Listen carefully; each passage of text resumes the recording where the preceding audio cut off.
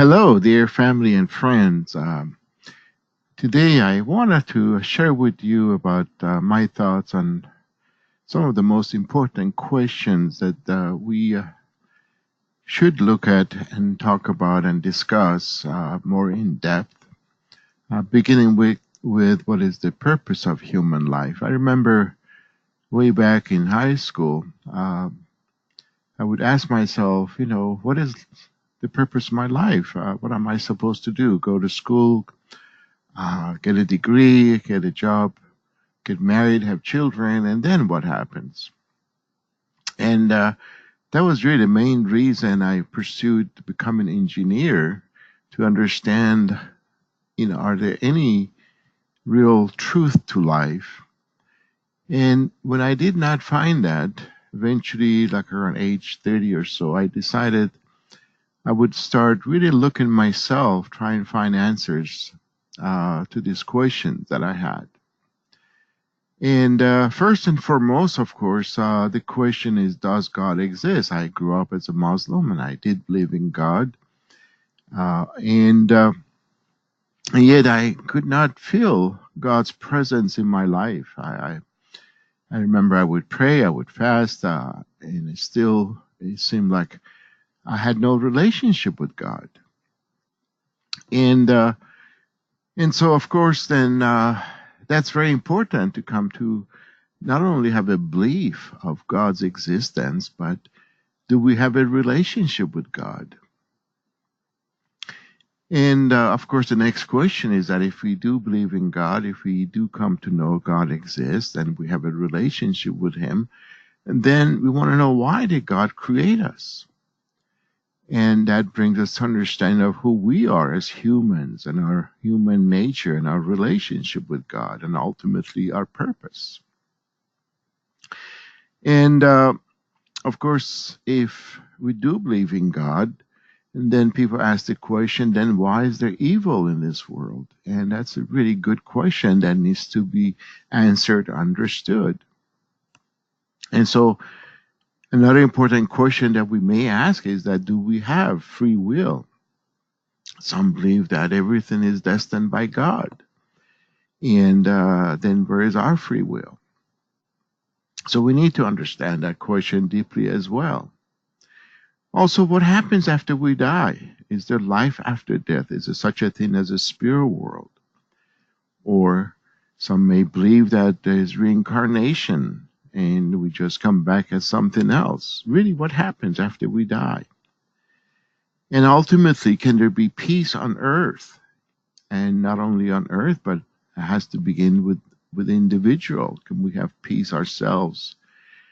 How about our families? Can we create families that last and are happy and loving relationships? And can we have also a peaceful nation, ultimately a world? And how do we do that?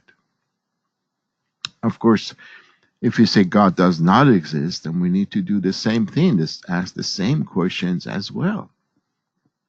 And so I hope that you take the time with me and listen to this presentation. And I would appreciate your response, your comments, your questions. You can reach me through my email, thinkspeakactwell@gmail.com. Now, I thought I'd share with you this story that you probably have heard of many times, the story of a blind man and elephant parable. And in this story, of course, this blind man come across this elephant, and each one touches and experience a different part of this elephant. So one may think he's actually hitting the wall, or somebody may think he's touching a hose and water is coming out, and somebody may be actually think that the elephant is just a tree or a rope. One may even be a short person and go underneath of the elephant and doesn't experience anything. So they start fighting with each other. And here comes a wise man. He says, why you guys are fighting? And each one screams about what their experiences are, what their reality is. And so the wise man takes their hands and takes them to different parts of the elephant and helps them realize it's really one big elephant. And so the moral story, of course, is that we often, look at reality as through our own experiences in life. Someone born in different culture has different experiences. Someone born even the same family, even a set of twins, may have different experiences, and thus they begin to look through the world through their own eyes, and it's colored by their own experiences. And so, excuse me, and so a person may really begin to see what the whole reality is, even though they have just a partial experience, and that causes division. That's why people begin to fight. And also, then, just like the wise men did with these different blind men, he helped them to experience each other's reality. And so, in life too, we need to be open to see and hear and experience, and sometimes, and see what other people experience and why they believe the way they do. And that way we can begin to see a larger picture as well. And so this is a really important story, and we can apply it to our lives, in our relationships. But of course, ultimately here we're talking about the whole truth. What is the truth about human life? And so when we talk about truth, I do want to ask you to think for a moment, maybe even pause this video and ask yourself, what is truth? What is your definition of truth? And I'm going to discuss that in a couple of slides. But basically, when we talk about truth, we also need to keep in mind that there are three different areas that are unique, but yet they're all connected to one another. The first one is the ideal. For example, you buy a brand new car, runs beautifully, and so everything is working just great. Our human body is well, or, and no diseases, and the person feels great and full of energy, and so forth. The next one is the breakdown. So that brand new car, maybe after a while, breaks down, and you see a red light coming out, and the car doesn't drive anymore. And so now you have something wrong with that vehicle, and or in a human body. Sometimes we have sicknesses, and the body doesn't function properly. So there's something wrong, and we need to understand what is that disease, what is the cause of the breakdown. And then thirdly is the solution. If the car is broken down, you take it to a mechanic who understands how to diagnose that car and find a problem, and then can fix it. And the same thing with human body. And so then all these three areas are very important. And sometimes when we're talking about truth, we don't realize we have to look at each one of these areas in its own way, and deal with the truth to that part. And so then this is important to keep in mind, and we're going to discuss this. We're going to discuss what is the ideal for human person as an individual, as a family, as a nation, as a world, and also why the cause of breakdown in individuals, in the family, in a nation, in the world. And of course, what is the solution to have individuals who are self-realized, are happy and fulfilled, and create loving relationships, and create families that are lasting, and then from there we have societies, a nation, and world that is also peaceful and working together nicely. So then we're going to approach understanding truth then in a very scientific way. Einstein, for example, said E is equal mc squared. Every piece of matter can be broken down in terms of its energy, and that energy is mass times the speed of light squared. And so this is wonderful. So we may have different ideas about what truth might be, but when we apply it, does it work? And so we're going to use the same approach here, and try to understand what is truth about human life. And so what I'm asking you is that for now, please put your own beliefs, views about life on the side. Of course, you can always have them back after we finish our discussion. But the main thing I'm trying to say here is that, we find truth in life. For example, we find cures for diseases. We go to distant stars. America went to Mars, and lately Chinese went to Mars. And that means once we understand the truth about something, it can be applied anywhere with anyone. We make cars that are getting better and faster and so forth, airplanes, computers, iPhones, you name it. We're discovering things that we never dreamed of having before, just a few years back.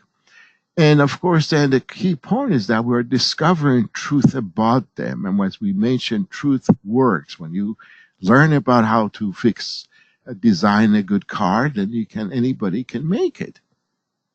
So then here, my definition of truth is, it is the pattern of give and take which creates harmony among parts. For example, take that car again. We have wheels, we have the steering wheels and all different parts. And so the wheel, for example, is supposed to have a certain amount of air in it. It's supposed to run smoothly. And then the wheel is supposed to guide the car and so forth. And so then each part then has its own purpose. And then not only they fulfill their own purpose, then they have relationship with other parts. And of course, there are many other parts that could be in that relationship, and they're all supposed to be working together. And you can, use this example to human body, to solar system, and also all relationships. So then basically then each part has its own purpose and is in relationship to the others. And if we take the same definition applied to our relationship, then the true human way of life is to live for the sake of the larger whole, unconditionally, as we fulfill our own individual purposes. And this is really, to me, the definition of true love. And sometimes, of course, true love means sacrifice. So, we've seen a good mom and dad, for example, they even willing to sacrifice their own life for the sake of their children. We see a firefighter gives his life trying to save someone he never even knew before, but because that person was inside of a house that's burning, he goes inside and save that person, but he may give his life in the process. And so then we realize that we are individuals. Each one of us have our own reality, but then we have to recognize we're in relationship with others around us, our family and friends. And so in a family, then there are relationships. And then again, each person, like parents and children and brothers and sisters, they have their own individual purpose, and yet they're in relationship with the larger whole and with the others in that family. Of course, families create communities. And so then again, each family as a unit has its own purpose to fulfill, and yet are in relationship to their neighbors and others in the community. And of course, communities, and we have, larger states and nation, and ultimately the world. So each nation then have their own uniqueness, have their own purpose, have their own needs, and they, of course, as they fulfill that, they have to realize in relationship with other nations and ultimately the larger whole. And always the larger whole purpose is the main thing. So in a family, for example, individuals are, of course, they have their own needs and desires, but the family has to come first. A nation has to come above the families, and the world needs to come ahead of a nation. And of course, we also understand the truth has certain attributes. For example, absolute, unchanging, eternal, instructive, constructive, and universal. And of course, we realize there are some certain truth, like laws of nature, that what we call external truth, and these have to do with basically the truth in the creation in our bodies and around us. And then there's also internal truth, or can call them a spiritual truth or principles. This is what guides our thoughts, our emotions, the way we speak, the way we act. And so then, take the example of gravity. Gravity existed thousands and thousands of years ago, exists now, and will exist thousands and thousands of years in the future. And is unchanging and is eternal. And we learn from it. We can use it to create and do things that helps us. Now, of course, if you go outside of the gravity, then you don't have outside of the Earth gravity system, then we don't have the same experience with gravity. But then we recognize it's limited to on Earth. And so again, when we talk truth, then we have to realize where the truth is applied. And ultimately then when something is truthful, it becomes very beautiful. Let's take an example of let's say a kitchen. You come in the kitchen and the dishes are in the sink and there's garbage thrown over the floor. Maybe the dog hit the garbage can and so it doesn't look so nice. But if you clean it and put the dishes away and clean the floor, then it looks very attractive, very beautiful. And when something is beautiful, attracts love. And of course, then when something attracts love and feels loved, then feels very happy. And so the purpose of human life then is really to experience joy. And the main thing that I'm pointing out here is that in life, in our relationships and everything that we do, we need to do what is right, to be truthful, and then we will feel loved. So, for example, at work, we need to do the best we can as a job that we are given to attend. As in a family, a person is a dad is to be the best dad that he can be. A child needs to be the best child he can be, so-called truthful in terms of what his or her purposes are. Then we feel loved. Now, a lot of people say, well, I have been doing my best. I've been doing everything correctly, but nothing happens. I don't feel loved. Nobody appreciates me. And so I thought I'd share with you a story about these chopsticks. And there was a big banquet room, lots of great fruits and foods and everything on this beautiful long table. And there are people sitting on the chairs across this table, but they were all given a 10-foot chopsticks. And the rule was you can only eat and feed yourself only with these 10-foot chopsticks. Of course, when people started eating, they could not feed themselves. And so after a while, they started getting hungry and hitting each other, food flying all over the place. They started getting very edgy and fighting and screaming. And by this time, a wise man hears all this noise coming out from this building, so comes inside and sees what people are doing. And so he tells one of them, look, why don't you feed the person across the table from you? And he says, what? Why should I feed him? He just hit me with his chopsticks and I'm hungry. Who's going to feed me if I feed him? And so he continues trying to feed himself. The wise man continues, say, look, just try it. You have nothing to lose. So the man says, okay. And he picks up some food and reaches out across the table and gives it to the other person sitting across from him. Of course, the other person is hungry and happily eats that food. And the man continues to feed his neighbor across the table. And then he says, look, he's not giving me anything back. All I'm doing is giving and giving and giving. The wise man says, just continue, be patient. And so eventually the neighbor across the table says, oh, by the way, would you like some food? And the first man says, oh, of course. I thought you'd never ask. And so the neighbor feeds him with his chopsticks. And now they're both very happy and singing and having fun. And before you know it, other people begin to notice what's going on at this side of the table.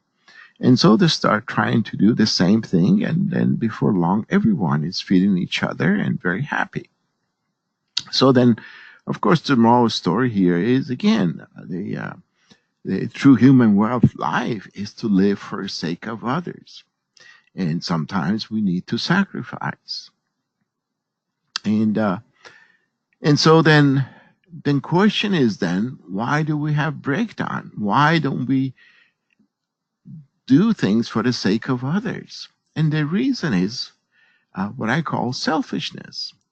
Now, we all have desires, like desire for food. We have desire for having a nice home, nice family, nice jobs, and that's okay. Desire in itself is neutral. Some people, for example, in the Eastern philosophy may think desires are in itself are bad. But no, the desires are neutral in nature. The way we go to fulfill them is what causes either joy or suffering. And so then when we try to take for ourselves and put ourselves first, which goes totally opposite the true human way of life that we just discussed, which is to live for the sake of others, to live for oneself ahead of needs and happiness of other people, that is what's caused the pain and suffering.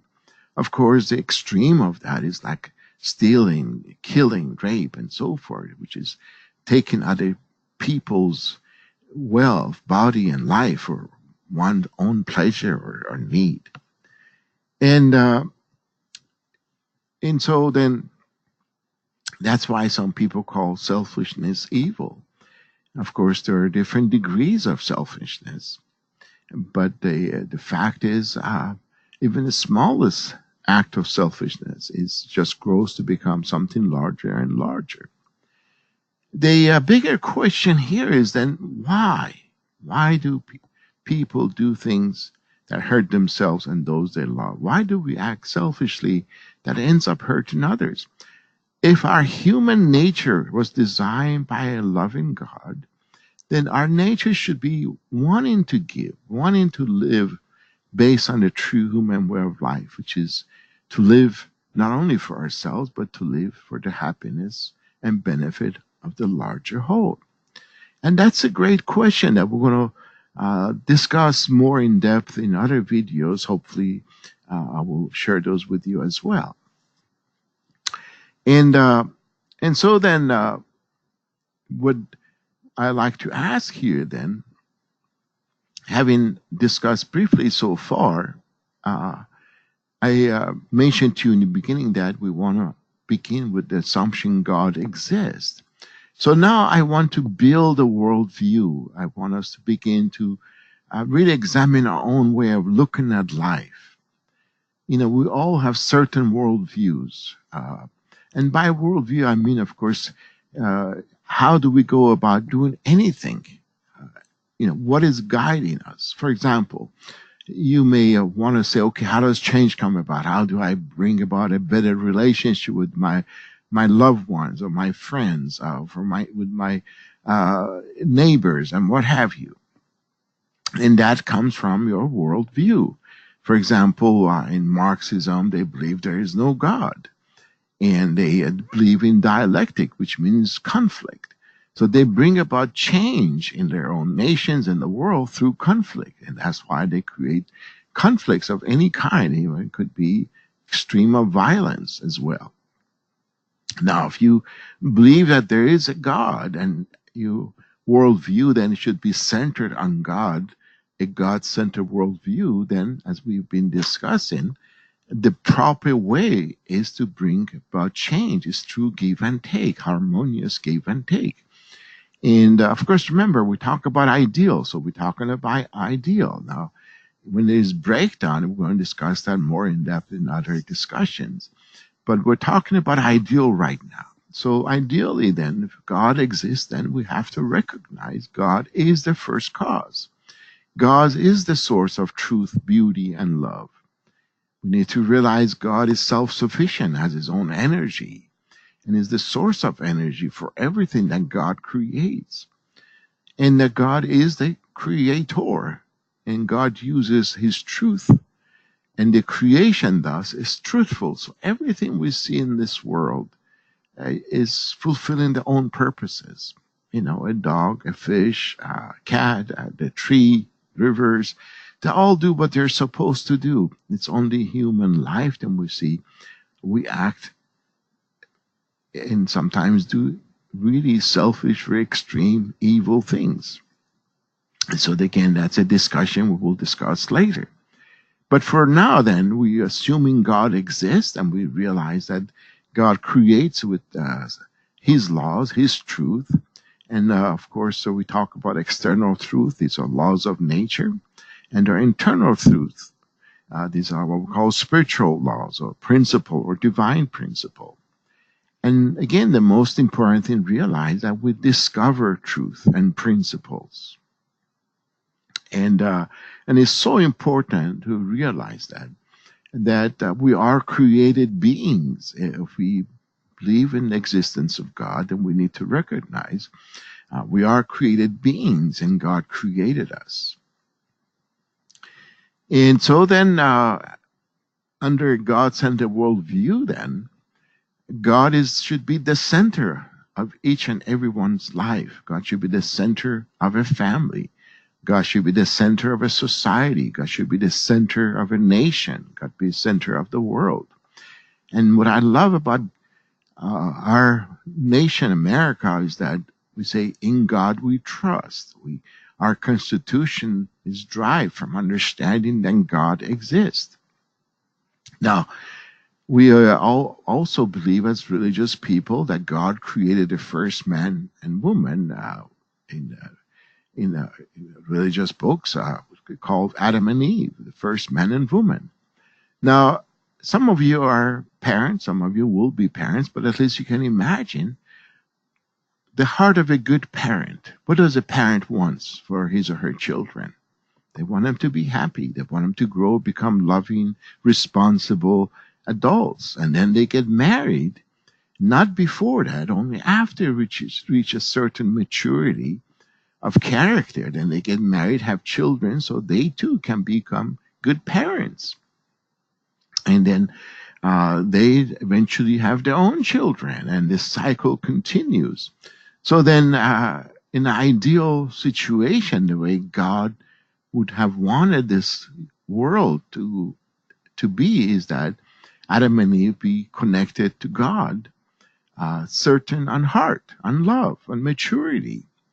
And then they have relationship with each other centered on love and maturity. And then they have children, again, centered on heart and love and maturity.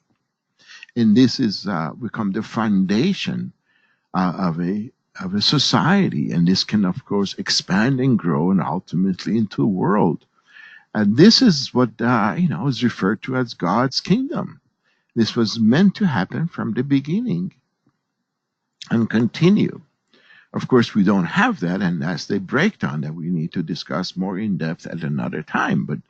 But at least we can realize that it is separation from God that has created all the problems in the world. And ignorance comes from separation from God. And we realize that we have a mind and body. With our mind, of course, we seek truth, beauty, and love, and we want to think, speak, and act well. And yet people fell in total darkness and ignorance. A human body is supposed to be a temple for a person's internal character to live in and to function in harmony, in unity. But we have total breakdown between our mind and body. Even though sometimes the mind wants to do what's right, the body wants to go the other way.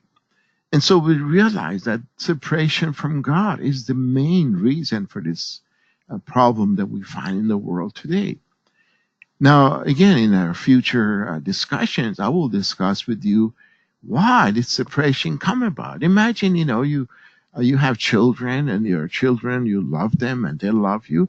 They want to do what you want to do, right? They follow you everywhere. They want to do everything you want to do.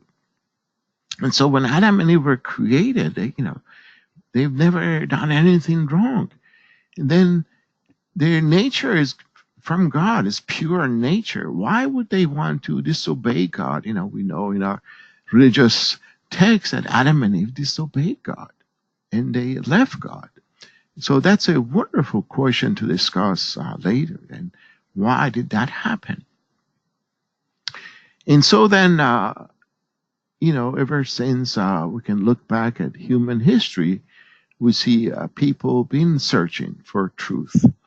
Through religion and philosophy, of course, we've been seeking internal truth. And through science, we've been seeking external truth. And over time, then as people understanding grows and deepens, of course, we've changed the level of our lives. Unfortunately, nowadays, there are still people who still act like they're in total darkness, total separation from God. So even though humanity, in one sense, has evolved and changed over time through to religious teachings and better understandings of human life and science, but on the other hand, still there are people totally disconnected from God, and they live with very selfish acts. And so then we've come into a point then we realize that certain understanding internally about life and certain understanding about science, but they seem to contradict each other. For example, some religious people think God created the universe 7 days, and science says no, it took billions of years for Earth to come about. And so then, as the understanding for truth expands, as we begin to understand that whole truth, that elephant, more and more, then we should be able also to bring about harmony between science and religion, understanding that encompass both of them. And then that's why we talk about the solution of the whole elephant, the truth and nothing but the truth. And so, of course, we need to find a way to come back to God.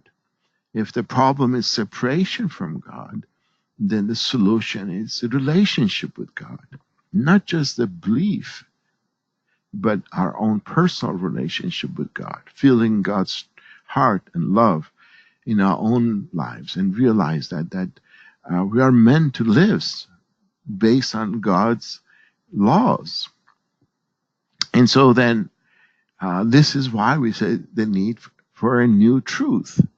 But of course, we're talking about the same old truth that always existed, and we're just discovering more and more of it. And of course, once we understand the new truth, then it should work. If we apply it to our own individual lives, we can realize goodness. We can be happier human beings. We can create better loving relationships and families that last, and communities that people get along with each other and peaceful, and nation that, and we see again, people are putting the need of a nation ahead of themselves, and everyone puts God first.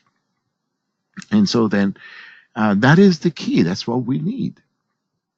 So we all heard that truth shall set you free. And again, as we understand this larger truth, then we should be able to end the human contradiction. I just read about this beautiful young lady, 27-year-old. She was a dietitian in New York City, and had a wonderful job, beautiful family. Everything seemed okay, but she committed suicide. And because for whatever reason, she did not feel the happiness, the love that she is meant to experience. And so we see people take drugs, people do a lot of crazy things, harm themselves, commit suicide. And so we need to understand that human contradiction and end it. So then we can come back to where God created Adam and Eve were. And so we can live a life that was meant to be lived in relationship with God. Also then, as we understand this larger truth, then, we should be able to bring all religions and philosophies together and create unity. And so people can get along with each other. And so then we need to be able to do that if we want to have a peaceful world. And of course, ultimately, then we should be able to bring all of humanity into a point of living in a world of peace, so ultimately God's kingdom, in one family under God. Now, I want to share with you very briefly about Reverend Dr. Sun Myung Moon. I met him back in 1976, spring of 1976, for the first time. And he says that at age 16, he was praying in the mountains of North Korea. And as you may know, in Korea, Christianity, the Christians are very devout people.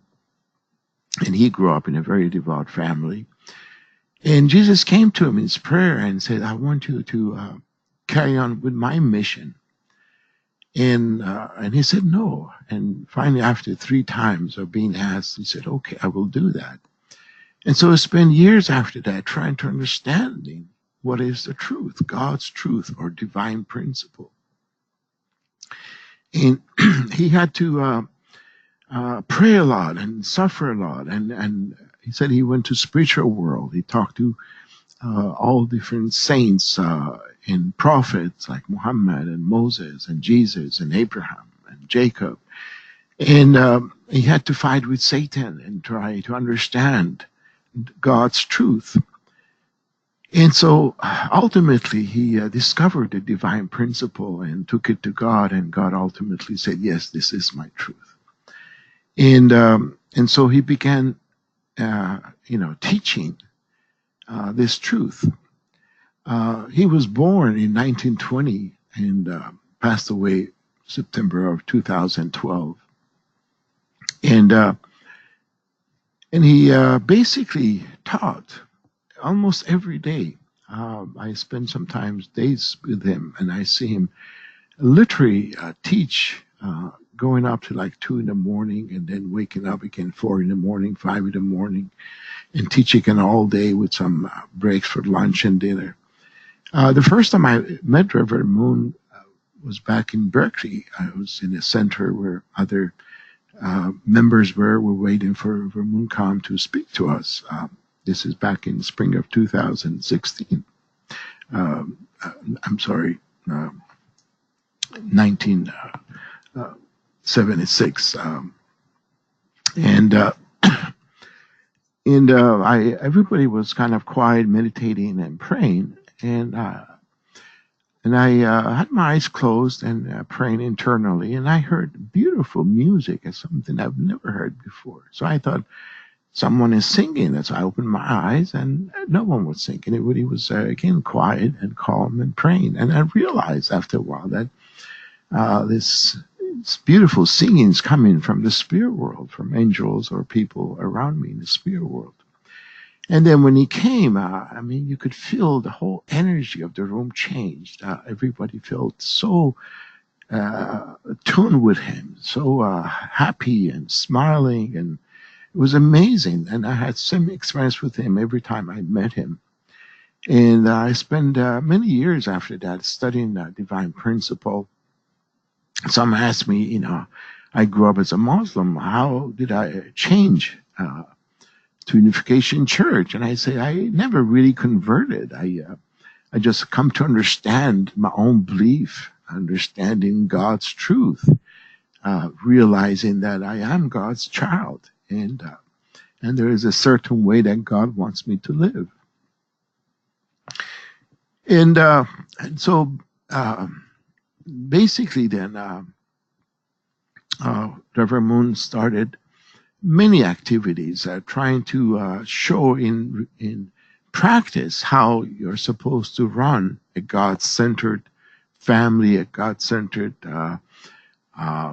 hotel, a God-centered newspaper, a God-centered university, a God-centered ballet or business.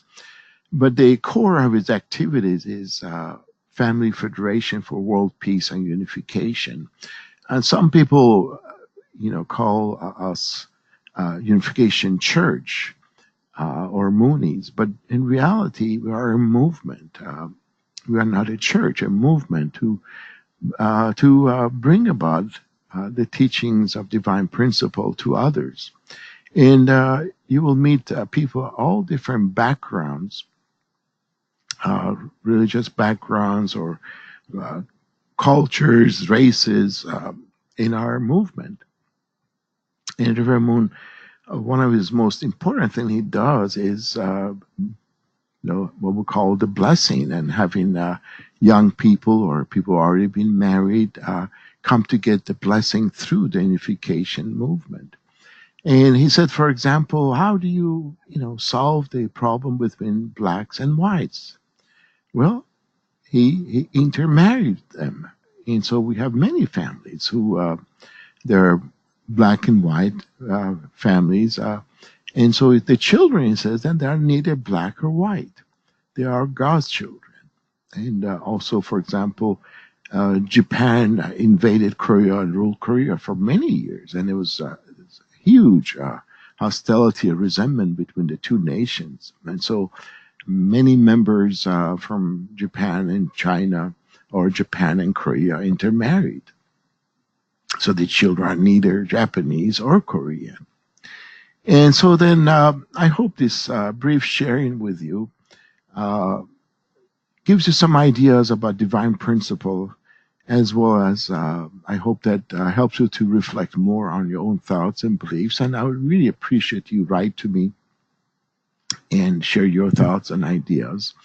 And I look forward to discussing this discussion more in depth at a later time. So have a wonderful and blessed day.